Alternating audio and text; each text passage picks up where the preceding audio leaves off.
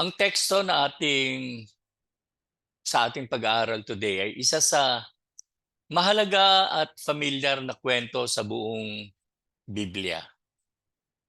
Nahaharap ang bayang Israel sa isang mabigat na kalaban sa katauhan ng kampyon ng mga Filisteo.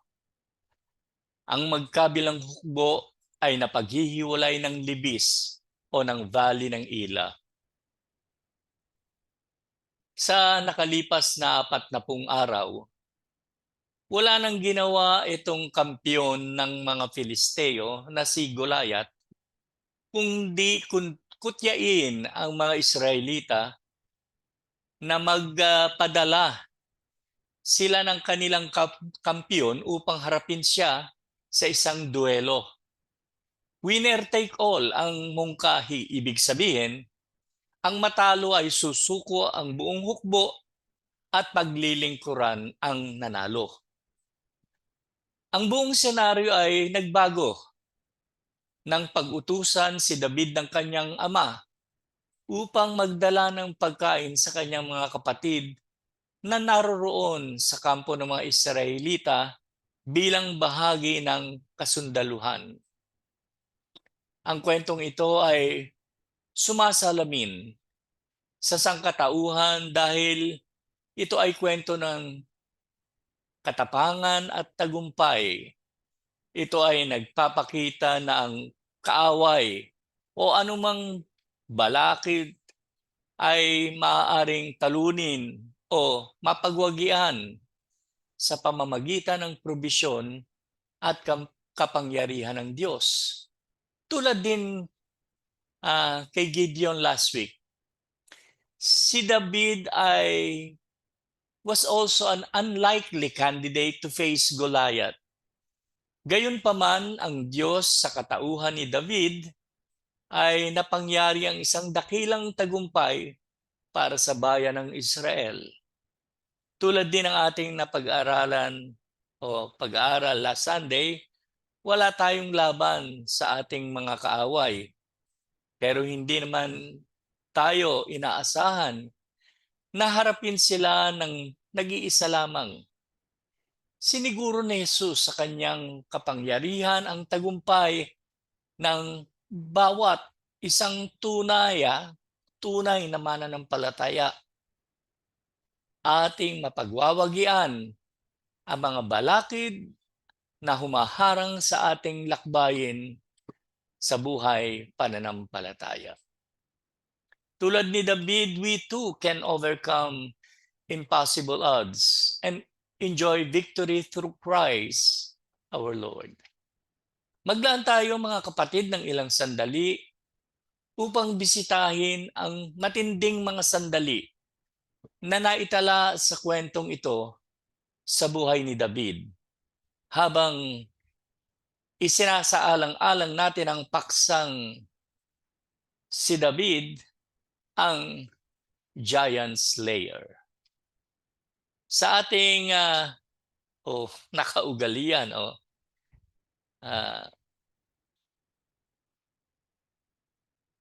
naging parang paraan ko na ng pag-aaral ay sa aking kinasanayan na mayroon laging 3 hanggang 4 na bahagi ang ating pag-aaral. Sa umagang ito, mayroon tayong lamang 3 major points na makikita sa ating buong teksto. Ang unang mahalagang punto sa ating pag-aaral ay ang mabigat na gawaing haharapin ni David. Upang lubos na maunawaan ang kalubhaan ng sitwasyon, dapat natin isaalang-alang ang iba pang mga talata sa buong kabanata. At makikita natin una, kung babasahin natin ang buong kapitulo, ay ang malinaw na pagkakaiba. Masasabi natin na ito ang the greatest mismatch ng buong panahon. Kumbaga sa boxing, pinaglaban ng isang flyweight sa isang super heavyweight na boxer. Walang kahit sino ang naroroon na umaasa na may fighting chance at yung si David kay Goliath. Pagkat may mga bagay na malaki ang kanilang pagkakaiba. Unang-una, pagkakaiba sa sukat. Ayon sa talatang 41 hanggang 43 ay ganito ang ating mababasa. Isang pangunahing mandirigma ang lumabas mula sa kampo ng mga Filisteo. Ang pangalan niya ay Goliath at siya ay mula sa lungsod ng Gath. Ang kanyang taas ay halos 3 metro, 9 feet, and maybe even more. Nang makita niyang si David, isang binatilyo na usually ay tumataas lamang sa little over 5 feet tall ng panahong iyon, at pakutya pa niyang sinabi na ang ganito, "Anong akala mo sa akin? Aso ba ang lalabanan mo at may dala kang patpat?" Mga kapatid, si Goliath ay over 9 feet tall, muscular. Oh, sabi natin sa ating panahon ay buong buo, bato, no? At may mabangis na pagmumukha, matapang na mukha pa lang, itsura ay katatakutan mo na. Samantalang itong si David ay isang patpating teenager na may maamong mukha.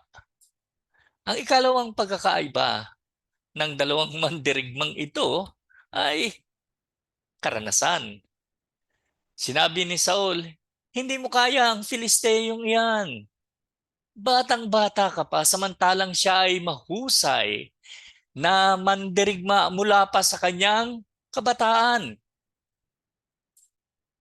Walang ano pa mang karanasan sa pakikipagdigma o pakikipaglaban itong si David. Samantalang si Goliath ay bihasang mandirigma mula pa ng kanyang kabataan. Walang paghahambing sa antas ng karanasan ang dalawang lalaking ito. Ang susunod na pagkakaiba nila ay ang sandata. Talatang 5. Tanso ang kanyang helmet. Gayon din ang kanyang kasuotang pandigma na tumitimbang ng 57 kilos or 126 pounds. Oh, kabigat nun. Talatang 6, tanso rin ang nakabalot sa kanyang binti at hita, pati ang tabak na nakasakpit sa kanyang balikat. Ang hawakan ng sibat niya ay napakalaki at ang bakal naman na tulis ito ay tumitimbang ng 20 libra o 20 pounds yung mismong talim ng sibat, ng tulis. Napakabigat. Nasa unahan niya ang tagadala ng kanyang kalasag. Samantalang sa talatang 40 naman ay ito mapapansin natin kay David.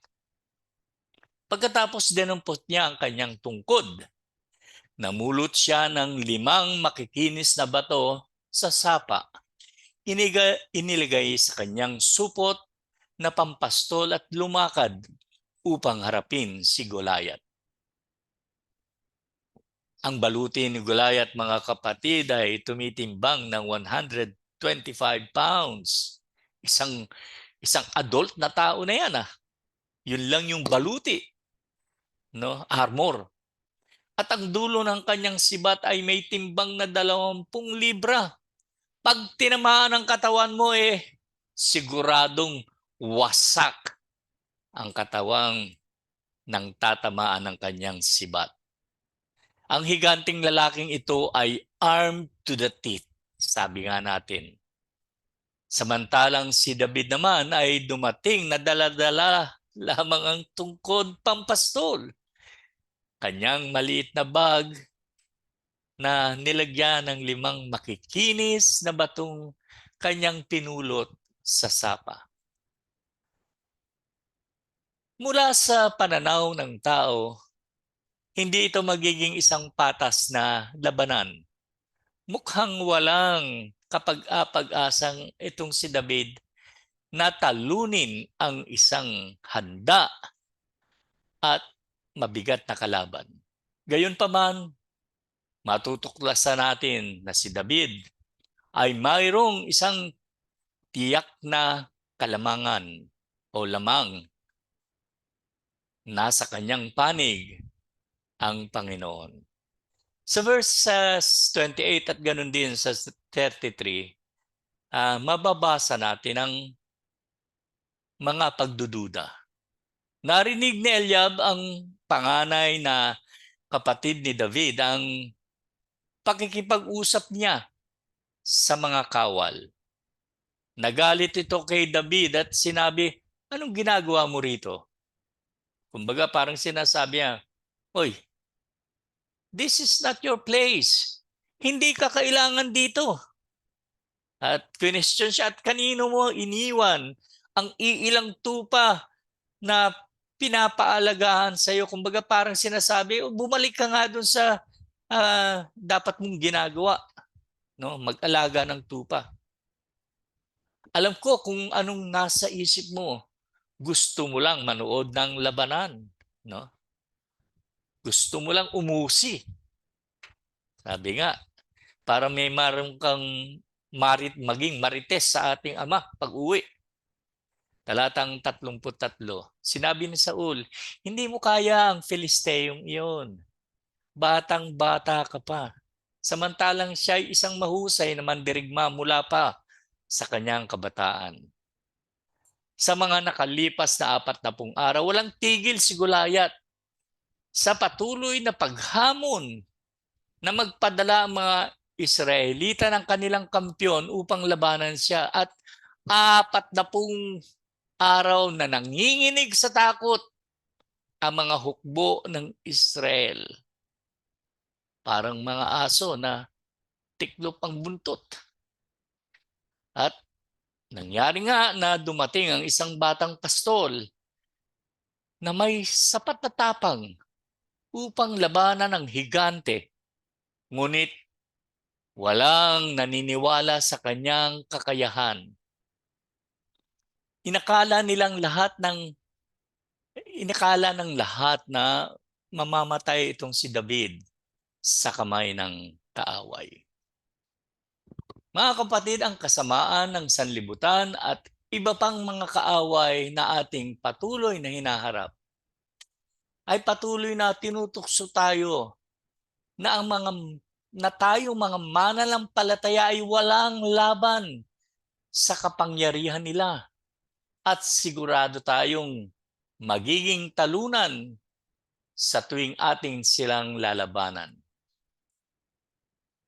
Kasalanan na patuloy sa pagkatok sa puso natin. Mga kasalanan na patuloy na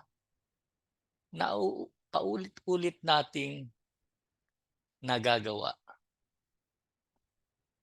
Naniniwala sila na tayo ay kulang sa kakayahan upang mapagwagian natin sila. Kung tayo, mga kapatid, ay lalaban sa pamamagitan ng ating sariling kalakasan lamang, ang kanilang palagay ay tama. Ngunit mayroon tayong secret weapon. And that is, we can rest in the power and provision of our Lord Jesus Christ. Punta naman tayo sa ikalawang major point ng ating pag-aaral sa umagang ito. At yan ay ang katiyakan mayroon itong si David. Habang patuloy nating sinusuri ang mahimalang ulat na ito, matutuklasan natin ang katiyakan sa buhay na mayroon si David at sa pananampalatayang taglay niya. Isalang-alang natin ang ilang mga bagay dito sa bahaging ito. Una, ang kumpiyansa at pananampalatayang mayroon si David. Verses 36 at 37. Nakapatay na po ako ng mga leon at mga oso.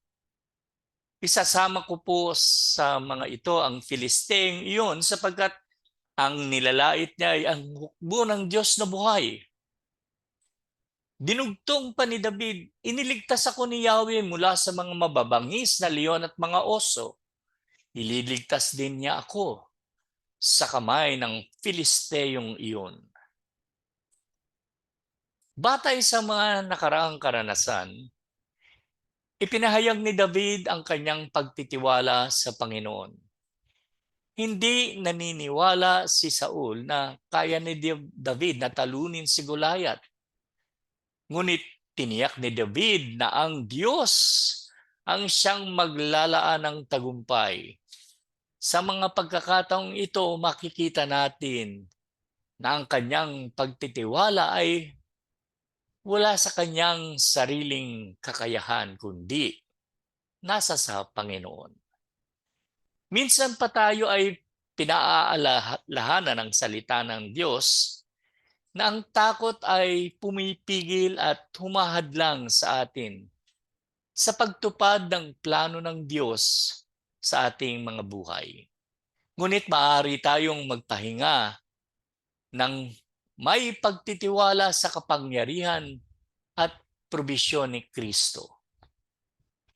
Hinarap ni Jesus ang lahat ng binato sa kanya ng kanyang mga kaaway. Tinalo niya ang kasalanan, ang kapangyarihan nito, at ang kamatayan nang magbangon siya mula sa libingan. Tiniyak niya ang tagumpay at buhay na walang hanggan sa lahat ng mananalig sa kanya. We have nothing to fear, mga kapatid, because we are more than conquerors in Christ Jesus. Ang ikalawang bagay na dapat nating isaalang-alang sa buhay ni David ay ang kanyang commitment with the Lord. Verse 45, sumagot si David, ang dala mo itabak. Di kanya kay Goliath, sibat at pantusok, ngunit lalabanan kita sa pangalan ni Yahweh, ang makapangyarihang Diyos ng Israel, na iyong hinahamak. Ngayong araw na ito ay ibibigay ka ni Yahweh sa aking mga kamay. Pababasakin kita at pupugutin ko ang ulo mo at ipakakain ko sa mga ibon at sa mga mababangis na hayop ang mga bangkay ng mga kawal ng hukbong Filisteo. Sa gayon, malalaman ng buong daigdig na may Diyos sa Israel at makikita ng lahat ng narito na makapagliligtas si Yahweh kahit walang tabak at sibat. Kay Yahweh ang labanang ito at ibinigay na niya kayo sa aming mga kamay. Wala namang inaasahan kay David ang kanyang kababayan. Ngunit sa pagkakataong ito, nagpapahayag sa lahat ng naroroon kung ano ang pagkatao at commitment ni David sa Diyos. Matapang siyang nagsalita ng una sa kapaligiran ng hukbo ng Israel sa kanilang kampo. Ngunit dumating ang sandali na siya ay naharap na mismo kay Goliath na nag-iisa. Marahil kung tayo ang nasa sa ganitong sitwasyon ay ating isip at tinatanong ang ating mga sarili, boy, bakit ba ako napunta sa ganitong sitwasyon? Ilang kaya sa atin ang patuloy na haharapin ng over 9 feet tall, muscular at armadong higante sa ating harapan? Malamang ang unang papasok sa ating isipan tumakbo. Ngunit si David ay kailanman di natinag o nag-alinlangan. nanatili ang kanyang tapang sa harapan ng Filisteyong si Goliath. Tayong mga mananampalataya ay kinakailangan magdesisyon. Magdesisyon tayo na tularan ang commitment na mayroon si David. Napakadaling maglingkod sa Diyos o maging Kristiyano kung nasa sa loob ng simbahan at kasama ang maraming mga kapwa mananampalataya. Napakadaling tumindig o manindigan kung tayo ay di nag-iisa. Ang tanong, kung tayo ay nag-iisa at pinalilibutan ng mga di mananampalataya, tayo ba ay makikitang nakatayo at naninindigan sa ating pinaniniwalaan o naninindigan tayo sa salita ng Diyos? O tayo ba ay sumasayaw na din sa tugtog ng mga di mananampalataya? Ang ikatlong bagay na sa ating isaalang-alang sa buhay ni David ay ang kanyang katapangan. Talatang 48. Nagpatuloy ng paglait si Goliath. Patakbo siyang sinalubong ni David sa lugar ng labanan. Si David ay nagtataglay ng lakas, ng loob, na higit sa limitasyon ng tao. Nang maharap ang kalaban, hindi siya nagkaroon ng pag-aalinlangan. Sinugod pa nga niya ang higante. Nagpapakita na handang-handa siya sa pakikipaglaban. Ano nangyari? Ang takot ay napalitan ng pananampalataya na nagbunga ng tapang maging sa harap ng kamatayan. Alam ninyo, madaling gawing sermon ang kwentong ito. Ngunit ang taglay na katotohanan ay mahirap ipamuhay. Pagkat ang katotohanan, madalas hinahayaan natin ang takot at pag-aalala ay siyang nagdidikta ng ating mga buhay. Imbis na harapin ang mga challenges ng buhay, tayo ay patakbong nagkukubli sa saya ng mga taong ating pinagtitiwalaan at inaasahan na makatutulong rather than coming to Jesus for strength and courage. Tandaan natin, Jesus, through His resurrection, ay tinalo na ang lahat ng ating mga kinakatakutan sa buhay tulad ng kamatayan. Magtiwala at manalig lamang tayo sa Kanya pagkat sa Kanya lamang masusumpungan ng tagumpay na ating inaasam-asam. Ang ikatlong major point sa ating pag-aaral ay mula talatang 49 49 to 51 ang makikita natin dito ang tagumpay na tinamasan ni David. Ang mga huling talatang ito ay naglalarawan sa dakilang tagumpay na tinamasan ni David laban kay Goliath. Walang inaasahan na siya ay mananalo, ngunit tanging si David lamang ang nakaalam ng pagkilos ng Diyos sa kanyang buhay. Pansinin una ang kanyang dependency sa Diyos. Dumukot siya ng bato sa kanyang supot at tinirador si Goliath. Tinamaan ito sa noo at bumao ng bato noon. Bumao ng bato roon. Si Goliath ay pasubsob na bumagsak sa lupa. Ipinahayag ng talata ang buong pagtitiwala ni David sa Panginoon lamang. Hinarap niya ang higante gamit lamang ang bato at tirador o sling. Ang sali ng sling sa Ingles ay tirador, hindi yung tirador na ating ginagamit ng kabataan pag tayo ay nakikipaglaro sa ating mga kalaro. Sling.